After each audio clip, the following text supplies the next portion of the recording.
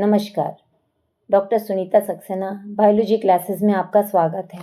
इस चैनल में बायोलॉजी से संबंधित सभी परीक्षाओं की तैयारी के लिए बहुत महत्वपूर्ण और बिंदुवार जानकारी आपको उपलब्ध कराने का मेरा प्रयास है। छोटे छोटे बिंदुओं लेकिन पूरी महत्वपूर्ण जानकारी आपके लिए काफ़ी लाभदायक होगी। यदि चैनल और मेरे वीडियोस आपको पसंद आते हैं तो प्लीज़ उन्हें लाइक करें, सब्सक्राइब करें और अपनी शंकाओं के सवाल भी कमेंट बॉक्स में लिखें ताकि उनका सरल भाषा में सटीक जवाब दिया जा सके। धन्यवाद। हेलो दोस्तों, अब हम पढ़ते हैं एनिमल टिश्यू, जंतु ऊतक। ऊतक कोशिकाओं के उस समूह को कहा जाता है जो रचना, कार्य और उत्पत्ति में एक समान हो। ऊतक के 4 प्रकार हैं। जंतु ऊतक के 4 प्रकार हैं। पहला है उपकला ऊतक, एपिथेलियल टिश्यू। उपकला ऊतक हमारे शरीर के बाहरी आवरण बनाता है और इसी तरह से हमारे शरीर के अंदर पाए जाने वाले जो अंग हैं उनके अंदर के अस्तर को भी बनाता है। इंटरनल लाइनिंग को भी ये बनाता है। ठीक है, अब इसमें हम देखेंगे कि कितने प्रकार के हैं। तो सबसे पहले इसमें आता है एपिथेलियल ऊतक में, उपकला ऊतक में इसके कार्य क्या क्या है। तो सबसे पहला वाला जो कार्य है वो है इसका बाहरी सुरक्षात्मक आवरण बनाना। जैसे कि हमारे शरीर में जो त्वचा है ये भी उपकला ऊतक से ही निर्मित हुई है। तो ये हमारे शरीर को प्रोटेक्ट करती है, हमारे शरीर की रक्षा करती है। ठीक है, देन एब्जॉर्प्शन। एब्जॉर्प्शन का अर्थ होता है अवशोषण। तो हमारे आंत जो है, आंत की जो आंतरिक स्तर है उसमें भी सूक्ष्मांकुर पाए जाते हैं जो पचे हुए भोजन को एब्जॉर्ब करते हैं, अवशोषित करते हैं। वो भी उपकला ऊतक के द्वारा ही बने हुए होते हैं। देन सीक्रेशन यानी स्त्रावण। हमारे शरीर में बहुत सारी ग्रंथियां पाई जाती हैं जो अलग अलग स्त्राव बनाती हैं, जैसे कि श्वेत ग्रंथियां, तेली ग्रंथियां, मैमेरी ग्लैंड्स, रेक्टल ग्लैंड्स। जितने भी ग्लैंड्स होते हैं वो सब उपकला ऊतक के ही बने होते हैं और अलग अलग सीक्रेशन को ये सीक्रेट करते हैं, स्त्रावित करते हैं। देन उत्सर्जन। ये हमारे शरीर में उत्सर्जन भी करती है उपकला ऊतक। जैसे कि श्वेत ग्रंथि, जो पसीने की ग्रंथियां हैं, वो हमारे शरीर से उत्सर्जित पदार्थों को भी बाहर निकालती हैं। तो ये हो गए इसके कार्य। अब इसके आते हैं प्रकार। तो उपकला ऊतक देखिए आप कितने प्रकार का होता है। ये इसके जो कोशिकाएं हैं उसके आकार के आधार पर है। ठीक है, और अलग अलग अंगों में, अलग अलग हमारे शरीर के भागों में ये पाए जाते हैं। तो इसमें जैसे कि आपको 2 चीज़ें आ रही हैं। यहाँ पे सिंपल स्क्वैमस लिखा हुआ है। सिंपल मतलब सरल, सरल स्क्वैमस। स्क्वैमस को हिंदी में मुझे याद नहीं आ रहा है क्या बोलते हैं, लेकिन ये सिंपल स्क्वैमस जो होता है ये केवल एक ही स्तर मोटा होता है। जहाँ कहीं भी सरल लिखा हो, सरल का अर्थ होता है कि कोशिकाओं का केवल एक ही स्तर पाया जा रहा है और इसमें जो ये कोशिकाएं हैं इनके बीच में बिल्कुल भी गैप नहीं रहता, बिल्कुल भी अंतर कोशिकीय अवकाश नहीं पाया जाता। ठीक है, तो ये बिल्कुल टाइल्स के समान जमी हुई कोशिकाएं होती हैं। ठीक, देन आता है फिर क्यूबॉइडल। तो क्यूबॉइडल जो होती है घन के आकार की होती है। ठीक है, घन के आकार की पॉलीगोनल शेप में ये कोशिकाएं होती हैं। और कॉलमनर में जो कोशिकाएं हैं वो कैसी हैं, थोड़ी सी लंबाई इनकी ज़्यादा है और चौड़ाई इनकी कम होती है। तो इस प्रकार से ये कॉलमनर होती हैं। फिर सिलिएटेड। सिलिएटेड मतलब पक्षमाभी। चाहे वो कॉलमनर हो चाहे वो क्यूबॉइडल हो, उसके सिरे पर सीलिया पाए जाते हैं और ये संवेदना का कार्य भी करते हैं। सीलिया कहीं कहीं पे संवेदी अंग की भांति कार्य करते हैं। ठीक है, और कहीं कहीं पे किसी भी चीज़ को आगे बढ़ाने का कार्य करते हैं। इस तरह से जब ये मूव करते हैं तो ये किसी भी चीज़ को आगे बढ़ाने का कार्य भी करते हैं। देन फिर है स्ट्रेटिफाइड। स्ट्रेटिफाइड मतलब होता है मल्टी लेयर्ड। सिंपल में क्या था, केवल एक ही स्तर था। स्ट्रेटिफाइड में क्या होगा, मल्टी लेयर्ड होता है। कोशिकाएं जो हैं वो 4-5 स्तर में पाई जाती हैं। ठीक है ना, कोशिकाएं जो हैं वो 4-5 स्तर में पाई जाती हैं। तो जैसे कि हमारी त्वचा वो भी स्ट्रेटिफाइड ही है, उसमें भी 5 लेयर्स पाई जाती हैं। सबसे नीचे की जो लेयर होती है वो लगातार विभाजित होती रहती है और उससे विभाजित हुई कोशिकाएं ऊपर की ओर बढ़ते बढ़ते बढ़ते मृत हो जाती हैं और फिर वो उसको हम जब रगड़ते हैं तो वो झड़ जाती हैं और नीचे से आने वाली स्थान जो कोशिकाएं हैं वो उसका स्थान ग्रहण कर लेती हैं। तो ये इसके टाइप्स हो गए। अब एग्जाम्पल्स में देखिए आप, जैसे त्वचा अभी आपको बताया, इंटेस्टाइन में भी मैं बता चुकी हूँ। इंटेस्टाइन में क्या बताया था, सूक्ष्मांकुर पाए जाते हैं। ठीक है ना। जो छोटी आंत का जो भाग रहता है, तो इसमें जो ये इस तरह ऐसा नहीं होता, इसमें सूक्ष्मांकुर पाए जाते हैं, ठीक है ना। तो ये इसका युग फिर किडनी ट्यूब्यूल, किडनी जो वृक्क है हमारी, गुर्दा जो है, किडनी जो है, उसका जो ट्यूब्यूल है उसमें भी सिलिएटेड कॉलमनर एपिथेलियम पाए जाते हैं, पक्षमाभी स्तंभी कोश ऊतक पाए जाते हैं। फिर इसके बाद देन अगला है ट्रैकिया, तो ट्रैकिया में भी उपकला ऊतक पाया जाता है। तो ये इसके प्रकार हो गए। अब आता है इसके बाद कनेक्टिव टिश्यू, संयोजी ऊतक। संयोजी ऊतक जैसे कि नाम से समझ में आ रहा है, किसी भी चीज को जोड़ने का कार्य करता है। हमारे शरीर में जितने भी अंग हैं उनके बीच में फिलर की भांति भरा हुआ है, सपोर्ट करता है, ठीक है, संयोजी ऊतक। तो इसमें ये अलग अलग प्रकार के होते हैं। इनके जो प्रकार हैं, किसी संयोजी ऊतक में रेशे पाए जा रहे हैं ज़्यादा, किसी में तरल भाग ज़्यादा पाया जा रहा है, किसी में आधात्री ज़्यादा पाई जा रही है। तो इस तरह से इनके अलग अलग प्रकार हैं। तो इसमें सबसे पहले हम इसका देखेंगे की पॉइंट्स। इसमें सबसे पहले जो दिया है वो है बोन, बोन यानी अस्थि। तो ये जो बोन है ये कंकाली ऊतक के अंतर्गत आता है। किसमें आएगा? कंकाली ऊतक। ये हमारे शरीर के कंकाल का निर्माण करता है, ठीक है, सबसे हार्डेस्ट है। तो ये बात आती है कि हार्डेस्ट क्यों है, क्योंकि ये सबसे पहले हमें पता होना चाहिए बोन में क्या क्या पाया जा रहा है। तो एक तो इसमें आधात्री पाई जाती है, मैट्रिक्स, ठीक है, और उसी मैट्रिक्स में क्या पाया जा रहा है? ओसिन नामक प्रोटीन पाया जाता है। क्या पाया जाता है? ओसिन नामक प्रोटीन पाया जाता है, ठीक है। तो आपको अच्छे से याद रखना है, बोन में ओसिन नामक प्रोटीन पाया जाता है और इसमें कैल्शियम फॉस्फेट के जमाव के कारण ये जो है बहुत हार्ड रहती है, ठीक है। देन इसके बाद आता है कि ब्लड, ब्लड यानी रक्त। रक्त कैसा है? संवहनी ऊतक है, संवहन कर रहा है, हमारी पूरी बॉडी में सर्कुलेट हो रहा है। तो ब्लड भी है और आगे आप पढ़ेंगे लिम्फ। तो ये दो संवहनी ऊतक होते हैं। फ्लूइड टिश्यू है, तरल है। इसमें दो चीज़ें होती हैं। ब्लड में कौन सी दो चीज़ें होती हैं? रक्त का जो, रक्त किस कलर का होता है? लाल रंग का होता है। तो रक्त जो है वो किससे बना हुआ है? एक तो है इसमें प्लाज्मा और दूसरे हैं इसमें रक्त कणिकाएं। प्लाज्मा तरल भाग और उसी तरल भाग में क्या पाई जाती हैं? रुधिर कणिकाएं पाई जाती हैं। एक चीज़ आपको इसमें और याद रखना है, ब्लड में इसका जो पीएच होता है वो कितना होता है? 7.35, मतलब आंशिक क्षारीय होता है ये, ठीक है। तो ये आपको अच्छे से याद रखना है। प्लाज्मा जो है हल्के पीले रंग का होता है, पारदर्शी तरल भाग होता है और इसमें दो चीज़ें आपको, एक जैसे कि इसमें फाइब्रिनोजन करके और प्रोथ्रोम्बिन करके दो प्रोटीन होते हैं ब्लड में, ठीक है। किसमें बोल रही हूँ मैं? ये जो प्लाज्मा है उसमें जितने भी बहुत सारे जल है, अकार्बनिक पदार्थ हैं, प्रोटीन्स हैं, तो उसमें आपको दो आप अच्छे से याद रखिए। कभी कभी पूछा जाता है कि रक्त के थक्काकरण के लिए कौन से प्रोटीन रिस्पॉन्सिबल होते हैं, वो कहाँ पाए जाते हैं? तो रक्त में कौन से पाए जाएंगे? फाइब्रिनोजन और प्रोथ्रोम्बिन, ठीक है ना। तो ये रक्त के स्कंदन में मदद करते हैं, कोएगुलेशन में मदद करते हैं। कहीं पर भी जब ब्लड निकलता है तो वहाँ पर जो रक्त थोड़ी देर बाद जम जाता है, तो वो इन्हीं प्रोटीन्स के कारण, फाइब्रिनोजन और प्रोथ्रोम्बिन के कारण, ठीक है। और ब्लड में जो ब्लड कणिकाएं होती हैं वो मुख्य रूप से तीन होती हैं। एक तो है इसमें आरबीसी, आरबीसी को इराइथ्रोसाइट भी कहा जाता है। क्या कहा जाता है? इराइथ्रोसाइट भी कहा जाता है। और इसका जो लाल कलर होता है, ठीक है, रक्त का लाल कलर जो होता है वो अपन कहते हैं आरबीसी इसमें है। तो आरबीसी में ऐसा क्या है? आरबीसी में क्या पाया जा रहा है? हीमोग्लोबिन, हीमोग्लोबिन, ठीक है। और हीम नामक जो प्रोटीन है उसमें लोहा पाया जाता है। कभी भी आ जाए कौन सा खनिज पाया जाता है, तो इसमें लोहा, एफी, आयरन इसमें पाया जाता है। और एक चीज़ आपको और याद रखनी है कि जो आरबीसी रहती हैं, ये स्तनियों की आरबीसी में जो है वो केंद्रक नहीं पाया जाता। ऊंट और लामा में ये पाया जाता है केंद्रक। इसी के साथ इसका जो जीवन काल होता है वो कितना होता है? 120 दिन का होता है जीवन काल, ठीक है।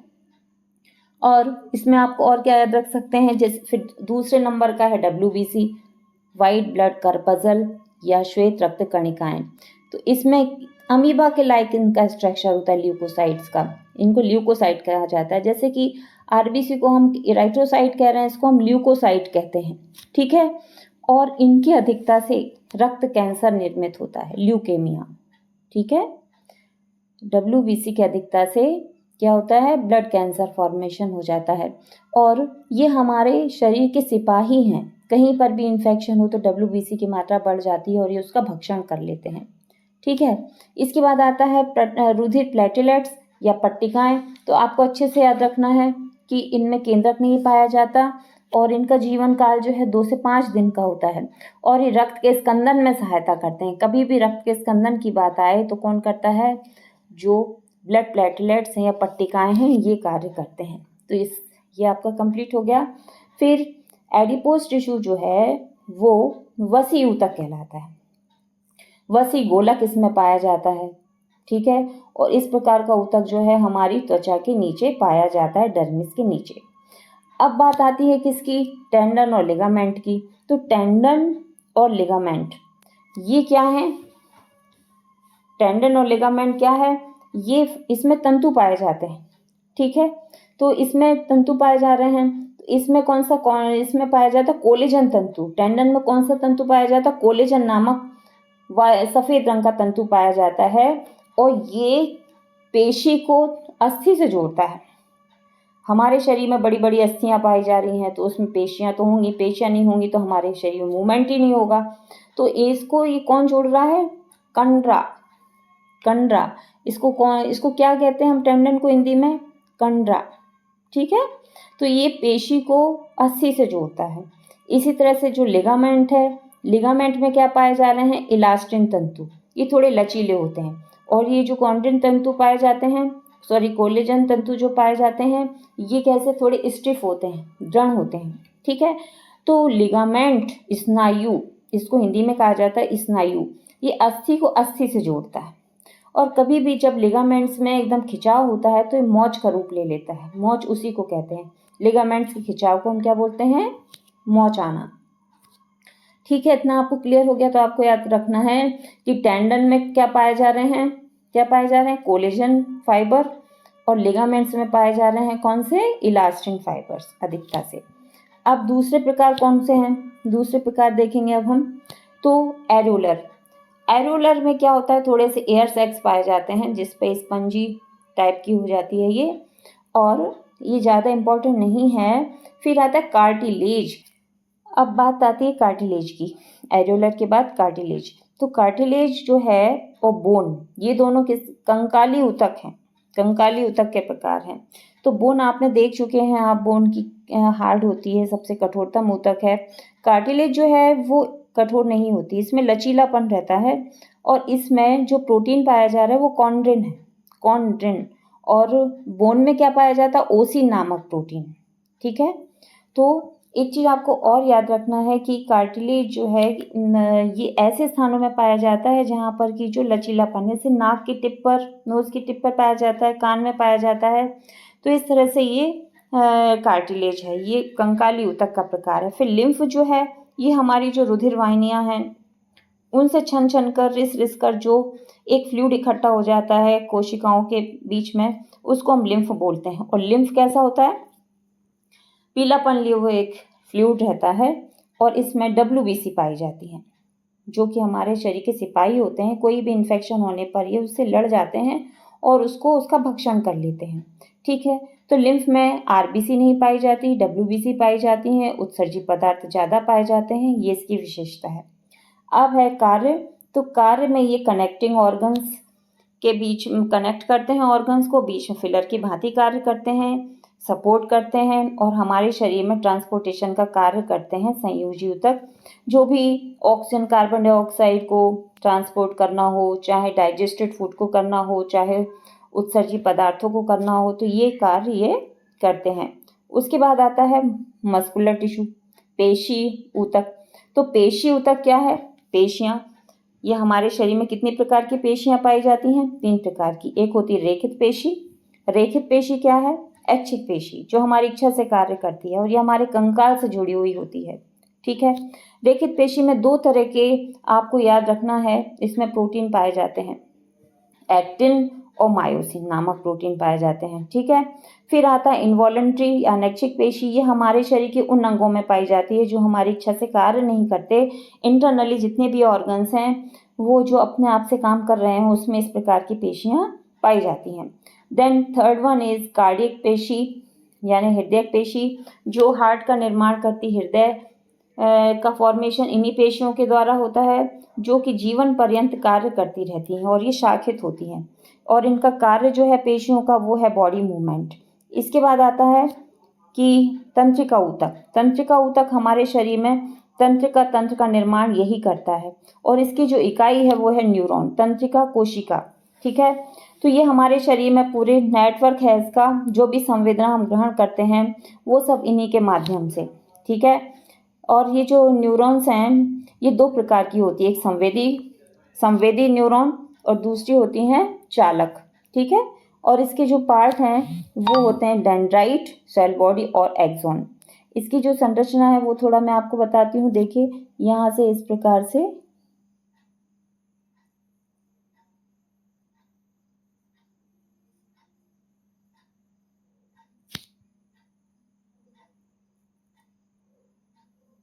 तो ये हो गई डेंड्राइट, ये हो गई सेल बॉडी, ये हो गई एक्सॉन।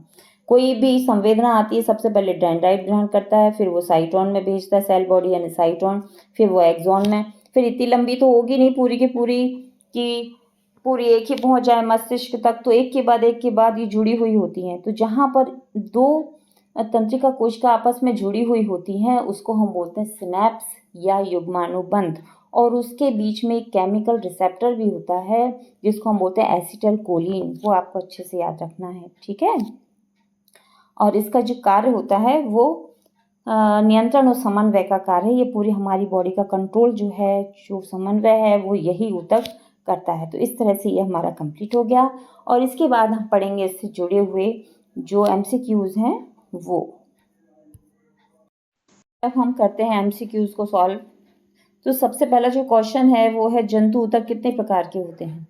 2, 3, 4, 5। तो इसका उत्तर क्या होगा? 4। इसका उत्तर क्या होगा? 4। फिर इसके बाद है शरीर की बाहरी सतह को कौन सा ऊतक ढकता है? बाहरी सतह को पेशी ऊतक, पेशियों का बना होता है तंत्रिका ऊतक, नहीं होगा। उपकला ऊतक या संयोजी ऊतक, कौन सा होगा?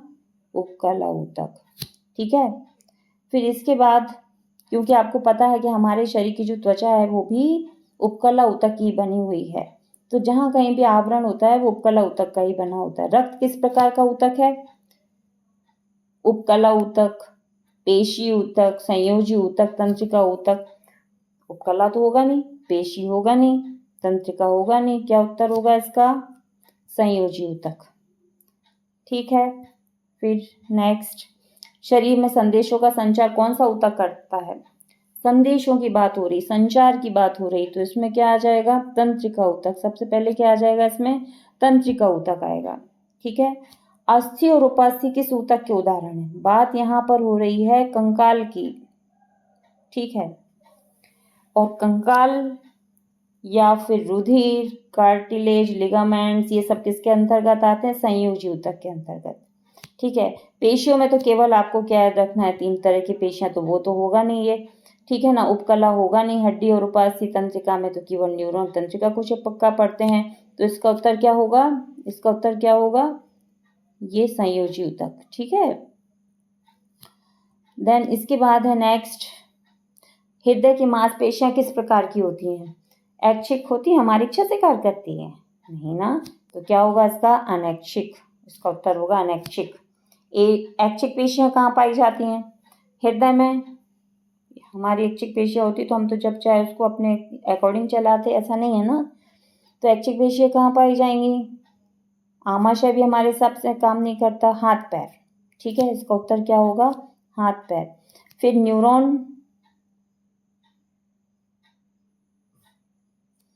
न्यूरॉन किस प्रकार किस ऊतक की कोशिका है? तंत्रिका की। ठीक है, शरीर में ऑक्सीजन का परिवहन कौन करता है? ऑक्सीजन की बात हो रही है, ऑक्सीजन। लाल रक्त कणिका कौन करता है? लाल रक्त कणिका। लाल रक्त कणिका में ऐसा क्या पाया जाता है जो ऑक्सीजन का परिवहन करता है? तो हमें याद रखना है, लाल रक्त कण में हीमोग्लोबिन पाया जाता है, और हीमोग्लोबिन ही ऑक्सीजन के साथ संयुक्त होकर ऑक्सी हीमोग्लोबिन बनाता है। ठीक है, तो आपको, और हीमोग्लोबिन में जो लाल रंग है वो क्यों है? क्योंकि उसमें हीम हीम नामक जो प्रोटीन है उसमें आयरन रहता है, इसके कारण ये लाल रहता है। तो ये हो गया क्लियर। नाउ रक्त का तरल भाग क्या कहलाता है? सीरम, प्लाज्मा, लसिका, प्लेटलेट्स। क्या कहलाता है? प्लाज्मा। रक्त में दो ही भाग होते हैं, एक प्लाज्मा और उसी प्लाज्मा में रक्त कणिकाएं। रक्त कणिकाएं कौन सी? WBC, RBC और प्लेटलेट्स। तो इसमें उत्तर होगा प्लाज्मा। शरीर की सबसे लंबी कोशिका कौन सी है?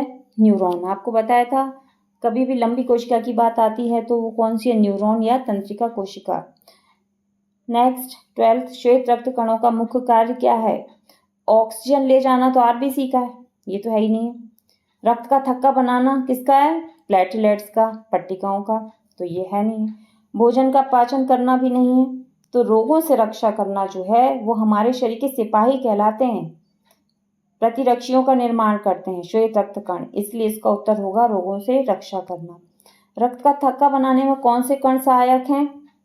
3 आपको पता है, RBC का पता है, हीमोग्लोबिन होता है, ऑक्सीजन का परिवहन करता है। WBC का पता है, ये हमारे सिपाही हैं, प्रतिरक्षी बनाते हैं, रोगों से जो रोगाणु उनका भक्षण करते हैं। प्लेटलेट्स जो है ये रक्त का थक्का बनाती हैं। ठीक है। चिकनी पेशियां कहाँ पाई जाती हैं? कहाँ पाई जाएंगी चिकनी पेशियां? हाथ पैर में तो पाई जाती हैं। ऐच्छिक पेशियां तो ये आमाशय और आंत में, जो हमारी इच्छा से कार्य नहीं करते। ठीक है। निम्न में से कौन सा जंतु ऊतक नहीं है? उपकला ऊतक भी जंतु है, तंत्रिका भी है। विभज्य ऊतक जो है ये पादप में पाया जाता है, जंतु में नहीं, इसलिए इसका उत्तर क्या होगा? विभज्य ऊतक। ठीक है। और फिर ये आपके इस तरह से पूरे कंप्लीट हो गए हैं और मुझे लगता है इस बार आप बिल्कुल पूरे नंबर मिले होंगे आपको। चलिए आप अपना मूल्यांकन कीजिए और आपको कोई भी शंका है, आपको पूछना हो तो आप कमेंट बॉक्स में आके पूछ सकते हैं। और चैनल को लाइक कीजिए, सब्सक्राइब कीजिए।